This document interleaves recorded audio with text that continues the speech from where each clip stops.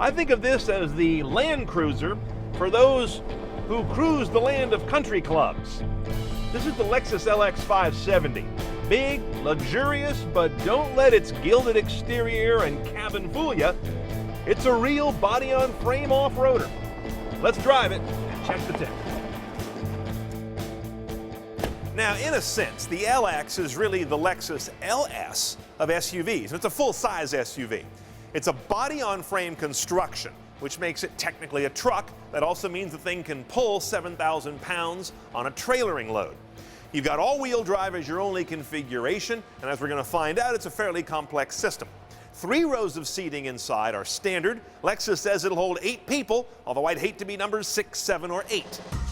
Now inside this big boy, you've got a lot of traditional Lexus cues. One thing I noticed right away is a lot of traditional gauges here. Again, kind of in truck style. You've got things like oil pressure and temperature gauges, an ammeter, things that most of their cars have given up years ago. But it makes for a nice substantial feel. Now let's get to the head unit where most of the tech is going to play out. We've seen this navigation system before and the media choices and of course the optional Mark Levinson upgraded 19-speaker surround sound. So all of this is quite familiar still. What I want to take you to is going to this area called apps in the upper left. This is what they call Lexus N-Form. It's the cousin of Toyota N-Tune. In fact, they're kissing cousins, very similar, and you've seen this before as well. The nice thing about this system is you install the N-Form app on your phone and it cloud loads all these apps one time. Under the Bing app, again, no Google search here, you do have the ability to kind of do a free-form search for just about anything. And you can use voice. If you use this voice icon, the voice button on the wheel does not tie into this system, which is a little inelegant. San Francisco Giants. And there you go. Hit that. It's going to take you information about the Giants, and I bet it's going to show me how to get to the ballpark. Yep, there it is. So it's very sort of tuned toward automotive. It didn't bring me up, box scores or the history of the Giants or who's on the mound today. It just went to what I need to know for a vehicle application. Very smart. iHeartRadio, which I've always had contempt for, because why would you have an app that just brings you the stations of one ownership group? I won't even use it. Movietickets.com, I'd prefer Fandango myself. Here's Open Table. Again, you can use voice search, which is the key way to operate this. Find a table at 7 for a party of 4 at Trattoria Fresco. Not bad. That's pretty good for a relatively unstructured search. Finally, you've got Pandora, which again uses the app on your phone, then puts it into car mode and brings all the control up here. And finally, your Facebook implementation here is strictly Facebook Places, basically checking in as you drive around. Nothing more than that. You can't look at your wall and make long posts or anything like that, fortunately. Now the downsides of this system. First of all, as you may have noticed, it's kind of dog slow. And I don't attribute that all to the fact that it's using my phone's 3/4G connection. I think there's some processing delay going on here that needs to be sped up. Secondly, if you're out on the road with this, a whole slew of these functions get locked out, but not all of them. It's a weird hodgepodge, which doesn't let you operate with a single clear set of behaviors. It drives me nuts. And finally, under Yelp, notice there isn't a voice search button here, as there is for almost every other app in this application suite. Now, of course, this cabin abounds in creature comforts. You've got heated and cooled seats. You've got 4-zone climate control. And right here in the console, under the armrest, we've got the optional cool box, which looks like it's set up for about 2 bottles, which is a controversial space allocation in and of itself. Uses the air conditioning to pump in the coldest air it can wing and does a pretty good job in there. Plenty of camera tech on this big boy, luckily. Go into reverse and you've got a couple of options here. First of all, you can change up what they call your park assist. This gives you a variety of indications of where you should go to park, but it's not a self-parking vehicle. That technology is not available on this LX, and I think that might be useful. But it does give you a zone to aim for. I'm not sure it's going to help a lot of folks who can't park. It'll just be difficult in a different way, but that's my opinion. And then when you're creeping forward, like a mile or 2 per hour, you get this front camera. But the other one that's really valuable is the one that looks over on the right side, because in a vehicle this big and this tall, you have no idea what's down over there. And this lets you keep a peek on it. That's quite useful. Now, as so often is the case in life, what's going on in your hindquarters is important to pay attention to. Split tailgate, the upper part going that way, the lower third, of course, comes down to make a nice little bench and also give you a lower lift over.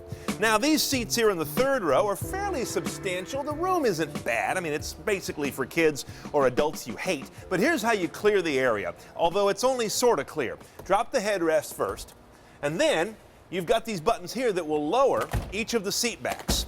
Now, to get the remaining seat assembly out of the way, you go to these buttons over here that lift, by power, each of those seat clusters up to the sides of the vehicle. Now, you may think it's a huge waste of space to have these sort of sitting like that, except notice that Lexus has them flush with where the wheel wells are anyway, so you don't lose a lot of actual floor width. Now, under the hood of this big boy is a big motor, 5.7-liter V8, but nothing tricky about it, not even direct injection. 383 horsepower, 403 pound-feet of torque. All-wheel drive only, 6-speed automatic, through a standard Torsen center limited slip differential. Pretty serious gear. 0 to 60 is 7.5 seconds, which may sound unremarkable until you realize this vehicle weighs 6,000 pounds. Its MPG rating is commensurate at 1217. Now, things get really interesting when you get down to all these buttons around the shifter. Then over here, you've got your high and low four-wheel drive controller. Next to that, you've got your crawl button. This will take you crawling up or down at super careful modulated speeds. There's also a turn assist technology button next to that. And then here are some degrees of crawl on a rocker switch. And next to that, you've got a height adjustment rocker. This lets you go anywhere from 3 inches up from normal all the way to 2 inches below normal. A 5-inch range of taking this guy up and down thanks to its air suspension. Finally, your suspension controls: sport, normal, and comfort. And as you can see, we've got a lot of ways to fiddle with this vehicle. I hope you're into off-roading. Okay, driving the LX 570 is, as I mentioned, it's got a lot of LS DNA in it. It's smooth. All the responses you get back from the road are refined and almost muted, depending on your position here on the suspension in particular. This is a very responsive engine, and obviously a big and powerful one. When you tip into the throttle, you get commensurate amounts of power right now. Because we're not dealing with turbos, and because they've got the computers and such programmed to stay alert, it's a very responsive drive, and that makes it actually enjoyable to drive around, and even though it's huge. I like the normal setting on the suspension. I've gone to sport, and it just seems to get a little juddery and a little nervous. Coax the gear shift over here into the sport side of the gate, even if you don't shift, and now you're in a sport mode that just revs a little higher, hangs onto those gears in a little gutsier way. All in all, I think you'd be surprised how much this does not feel like you're piloting a ship. By the way, if you need help driving something this big, you should shop elsewhere.